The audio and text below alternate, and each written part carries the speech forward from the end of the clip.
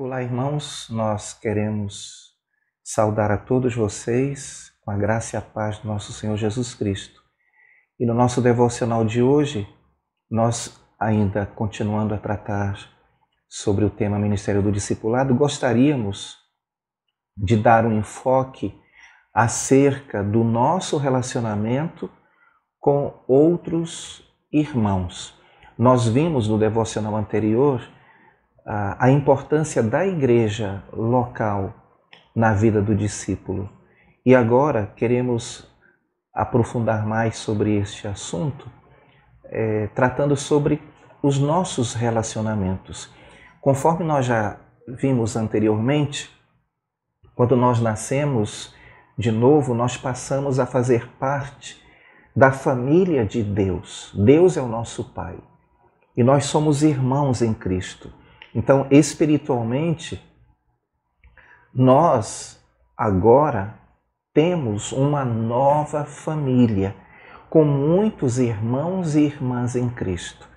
Nós vimos também como a igreja é semelhante ao corpo humano, isto é, nós somos um.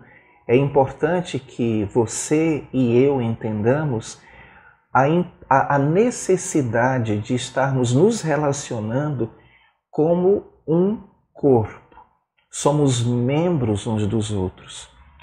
E hoje nós queremos falar sobre o relacionamento especial que nós temos com essa família espiritual. O objetivo do nosso devocional é dar um entendimento claro de como o corpo de Cristo, que é a igreja, funciona. E eu quero iniciar mencionando como é que nós nos relacionamos com os outros crentes. Os outros discípulos de Jesus Cristo são meus irmãos. Compreenda que aquelas pessoas que são salvas, que foram salvas e que vão ser salvas, são meus irmãos. E apesar de qualquer fator, seja a nacionalidade, seja cultural, seja de raça, seja de sexo, nós somos um em Cristo. Eu queria destacar um texto que está em Hebreus capítulo 2, versículos 9 a 12, que nos mostram quem são essas pessoas que nós consideramos como os nossos irmãos. O texto diz: vemos, porém, coroado de glória e de honra, aquele Jesus que fora feito um pouco menor do que os anjos, por causa da paixão da morte, para que pela graça de Deus provasse a morte por todos. Porque convinha que aquele para quem são todas as coisas, e mediante quem tudo existe, trazendo muitos filhos à glória, consagrasse pelas aflições o príncipe da salvação deles. Porque assim o que santifica, como os que são santificados, são todos de um, por cuja causa não se envergonha de lhes chamar irmãos, dizendo: anunciarei o teu nome a meus irmãos, cantar-te-ei louvores no meio da congregação. Notem que o Senhor Jesus Cristo, o Rei da Glória, torna-se o nosso irmão mais velho, o primogênito. E aquelas pessoas salvas por Ele, assim como eu e você fomos, são nossos irmãos também. Agora, é importante ressaltar que os meus irmãos são co-herdeiros no serviço de Jesus Cristo. 1 Coríntios 3, versículos 5 a 10 diz: pois quem é Paulo e quem é Apolo, senão ministros pelos quais crestes e conforme o que o Senhor deu a cada um. Eu plantei, Apolo regou, mas Deus deu o crescimento. Por isso, nem o que planta é alguma coisa, nem o que rega, mas Deus que dá o crescimento. Ora, o que planta e o que rega são um, mas cada um receberá o seu galardão segundo o seu trabalho, porque nós somos cooperadores de Deus. Vós sois lavoura de Deus e edifício de Deus, segundo a graça de Deus que me foi dada. Pus eu, como sábio arquiteto, o fundamento, e outro edifica sobre ele, mas veja cada um como edifica sobre ele. Agora vamos observar as responsabilidades que nós temos que ter com os nossos irmãos em Cristo. Primeiramente, eu destaco que nós devemos orar uns pelos outros.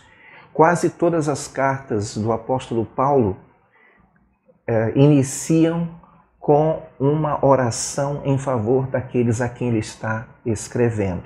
Por exemplo, em 1 Tessalonicenses capítulo 1, versículos 2 e 3, ele diz assim: sempre damos graças a Deus por vós todos, fazendo menção de vós em nossas orações, lembrando-nos sem cessar da obra da vossa fé, do trabalho, do amor, da paciência, da esperança em nosso Senhor Jesus Cristo diante de nosso Deus e Pai.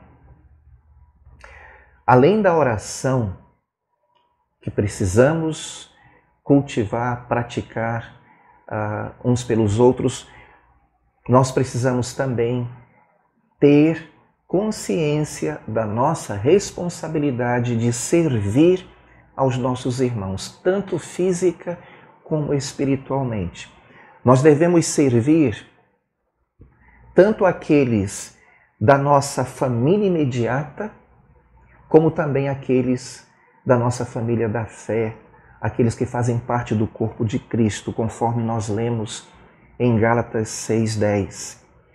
Em Atos 11, versículos 27 a 30, nós lemos acerca do mover do Espírito na vida da igreja e, assim, uma disposição dos irmãos que estavam na igreja em Antioquia para ajudar os irmãos que estavam em Jerusalém passando por necessidades. O texto diz assim: e naqueles dias desceram profetas de Jerusalém para Antioquia, e levantando-se um deles por nome Ágabo, dava a entender pelo Espírito que haveria uma grande fome em todo o mundo. E isso aconteceu no tempo de Cláudio César. E os discípulos determinaram mandar, cada um conforme o que pudesse, socorro aos irmãos que habitavam na Judéia. O que eles com efeito fizeram enviando aos anciãos por mão de Barnabé e de Saulo.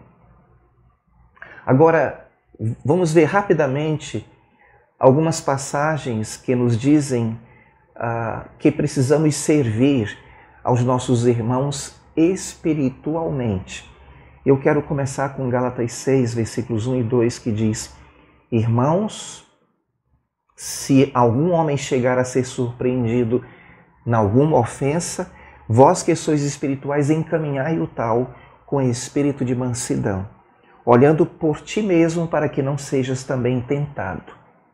E aí o destaque: levando as cargas uns dos outros, e assim cumprireis a lei de Cristo.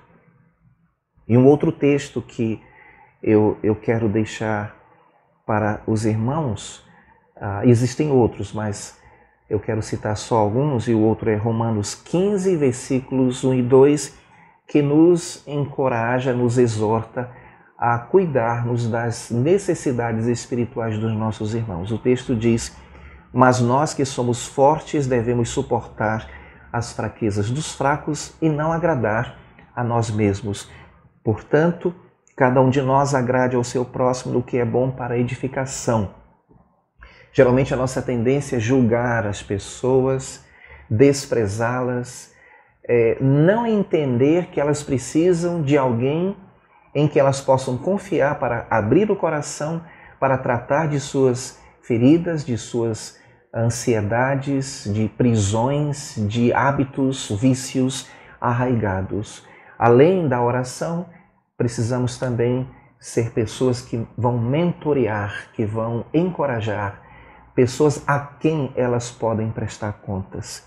Uma outra responsabilidade que temos com os nossos irmãos em Cristo é de nos encorajar e edificar mutuamente, conforme nós encontramos ali em 1 Tessalonicenses 5,11, o apóstolo Paulo dizendo assim: por isso, exortai-vos uns aos outros e edificai-vos uns aos outros, como também o fazeis. Em resumo, a Bíblia nos exorta a servir uns aos outros. Esta é uma das nossas responsabilidades como filhos de Deus no que diz respeito aos nossos relacionamentos. Vamos agora ver o que a Bíblia diz com relação à minha atitude com outros irmãos. E eu quero iniciar destacando a 1 João 3, versículos 14 a 16, que aqui nos exorta a amar os nossos irmãos. Então a minha primeira atitude deve ser de amar os meus irmãos. O texto diz assim: nós sabemos que passamos da morte para a vida porque amamos os irmãos. Quem não ama a seu irmão permanece na morte. Qualquer que odeia a seu irmão é homicida. E vós sabeis que nenhum homicida tem a vida eterna permanecendo nele. Conhecemos o amor nisto, que ele deu a sua vida por nós e nós devemos dar a vida pelos irmãos. Uma outra atitude é ser paciente com os nossos irmãos. Romanos 15, versículos 5 e 7 diz: ora, o Deus de paciência e consolação vos conceda o mesmo sentimento uns para com os outros, segundo Cristo Jesus, para que concordes a uma boca, glorifiqueis ao Deus e Pai de nosso Senhor Jesus Cristo. Portanto, recebei-vos uns aos outros, como também Cristo vos recebeu para a glória de Deus. Observe bem isso, irmãos. O nosso Deus é paciente conosco. O meu Deus é paciente comigo. E assim como Ele tem sido paciente comigo, eu devo ser paciente com o meu cônjuge, com os meus filhos, com os meus discípulos, com as pessoas com quem eu trabalho aqui na igreja, com as pessoas com as quais eu me relaciono. Eu preciso estar lembrando disso sempre. Também, além de amar, além de ser paciente, eu preciso ser sensível às necessidades dos meus irmãos. 1 João capítulo 3, versículo 17 a 18, nos exorta isso, mas eu quero destacar Tiago, capítulo 2, versículos 15 e 16, que diz: e se o irmão ou irmã estiverem nus e tiverem falta de mantimento cotidiano, e algum de vós lhes disser: ide em paz, aquentai-vos e fartai-vos, e não lhes derdes as coisas necessárias para o corpo, que proveito virá daí? Eu louvo ao Senhor porque nossa igreja tem sido sensível à necessidade daqueles irmãos que estão desempregados ou têm passado por algumas dificuldades. Nós temos o nosso programa de cesta básica, mas nós não devemos ficar limitados só a isso. Precisamos estar atentos às necessidades dos nossos irmãos em todas as áreas. E eu gostaria agora de falar rapidamente sobre comunhão. Comunhão é um termo muito usado por crentes, geralmente se referindo àquele tempo que nós dedicamos para compartilhamento, por exemplo, nos pequenos grupos, atividades de interesse comum. Porém, isto é apenas uma pequena parte da verdadeira comunhão. É verdade que ter comunhão significa compartilhar, significa que nós vamos estar unindo as nossas coisas em comum. Mas a verdadeira comunhão bíblica vai muito além de comer ou ter alguma atividade em conjunto, como nós estamos fazendo nos pequenos grupos. Compartilhar vida é o fundamento da comunhão bíblica. Os elementos essenciais da comunhão bíblica verdadeira não são coisas físicas, como status social, amizades, interesses comuns, que muitas vezes é o que determina a comunhão nos nossos pequenos grupos ou comunhão dentro da igreja. Quando eu, como um cristão, fico limitado a esta mentalidade, eu vou me tornar um crente pela metade, num certo sentido. Eu não vou estar inteiro, porque eu vou estar omisso na minha responsabilidade de servir a todos os meus irmãos, e não apenas aqueles com quem eu me identifico ou com os quais eu gosto de estar. A Bíblia nos apresenta características espirituais de caráter pessoal, e é exatamente isso que eu e vocês precisamos cultivar e desenvolver, e é o que vai fortalecer a comunhão bíblica, visto que a comunhão bíblica, eu repito, é compartilhar a vida de Cristo em nós para outras pessoas, aqueles que não são crentes, para que eles venham a conhecer Jesus, e para aqueles que já são crentes, que venham a ser edificados no caráter cristão. E as características que eu vou destacar rapidamente, eu vou citar o texto, mas não vou ler por causa do tempo, são humildade. Nós encontramos isso em Filipenses 2, 3 a 8, onde somos exortados a sermos como Jesus foi, em termos de humildade. Honestidade, Efésios 4, 25, nos exorta a isso. O amor, João 13, 35, o Senhor Jesus exortou seus discípulos a serem como Ele, a amarem-se uns aos outros. A hospitalidade, Tito, capítulo 1, versículo 18, nos exorta a sermos hospitaleiros. E há outras áreas de verdadeira comunhão, como, por exemplo, a oração. Nós devemos orar uns pelos outros. A fé, devemos ter a mesma fé e nos fortalecer através desta mutualidade. O ministério, o serviço e o sofrimento também. É importante lembrarmos que o passar por adversidades, por sofrimento, faz parte da vida cristã e nos edifica também. Apesar das crenças doutrinárias serem de vital importância, a verdadeira comunhão bíblica, eu espero que você entenda o que eu estou querendo dizer, não está baseada no acordo das doutrinas, mas sim na pessoa do nosso Senhor Jesus Cristo. Eu conheço pessoas que comungam da mesma doutrina, mas têm dificuldade de relacionamento. Por quê? Porque falta este entendimento. Nós devemos aprender a ter comunhão pessoal com o Senhor Jesus antes que a nossa comunhão com os outros possa ser efetivada. Veja o que diz 1 João capítulo 1, versículos 3 a 7. O que vimos e ouvimos, isso vos anunciamos, para que também tenhais comunhão conosco.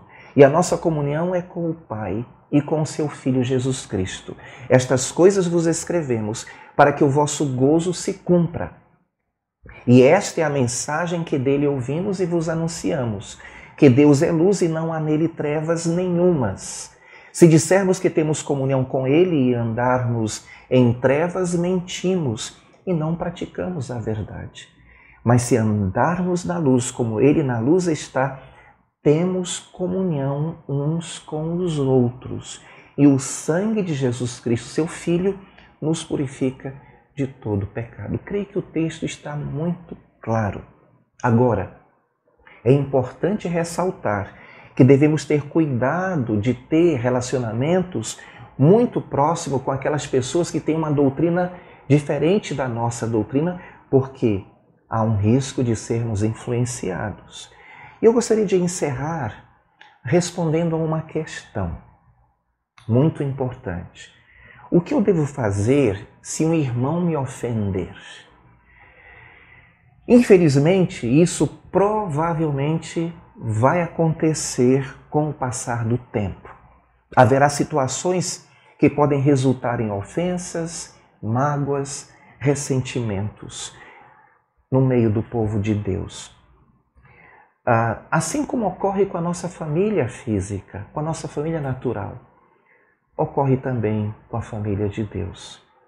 Se ou quando isso acontecer, se o desentendimento for grave, a Bíblia nos oferece princípios exatos que devem ser seguidos.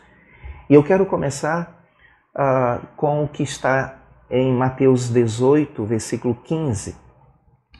Eu devo ir diretamente à pessoa que me ofendeu e tentar resolver o assunto, o conflito, de forma particular. O texto de Mateus 18,15 diz: ora, se teu irmão pecar contra ti, vai e repreende-o entre ti e ele só. Se te ouvir, ganhaste o teu irmão. Se o caso não ficar resolvido em particular, então você deve levar o caso para a liderança da igreja, ou uma pessoa da liderança da igreja, para que esta sirva de testemunha para esta confrontação. Mateus 18, versículo 16 diz: mas se não te ouvir, leva ainda contigo um ou dois, para que pela boca de 2 ou 3 testemunhas toda a palavra seja confirmada. E se mesmo assim o caso não for resolvido, então, irmãos, eu preciso aceitar a ofensa, conforme nós lemos em 1 Coríntios 6, versículos 7 e 8, que diz: na verdade, é já realmente uma falta entre vós terdes demandas uns contra os outros, porque não sofreis antes a injustiça, porque não sofreis antes o dano, mas vós mesmos fazeis a injustiça e fazeis o dano, e isto aos irmãos. Traduzindo num português bem simples, fique no prejuízo. Fique no prejuízo. Para nós que somos filhos de Deus, ficar no prejuízo não é ficar no prejuízo, é ganhar a questão. Aprendamos isso com Jesus. Olhe para Ele. Veja o seu testemunho de vida enquanto aqui na terra e ouça as suas orientações e ensinamentos. Entregue a situação ao Senhor Jesus Cristo. Ele é justo. Perdoe o seu irmão. Libere o perdão para ele e ore por ele. É uma recomendação que nós encontramos nas Escrituras. Eu exorto a você a ir às Escrituras, a ler as passagens bíblicas que podem te ajudar a entender os princípios e as maneiras de nós nos relacionarmos. Eu desejo a vocês ricas bênçãos nos seus relacionamentos, começando na sua família e com as pessoas com quem você se relaciona no dia a dia, principalmente na igreja local. Eu desejo a todos vocês um excelente dia na presença do Senhor.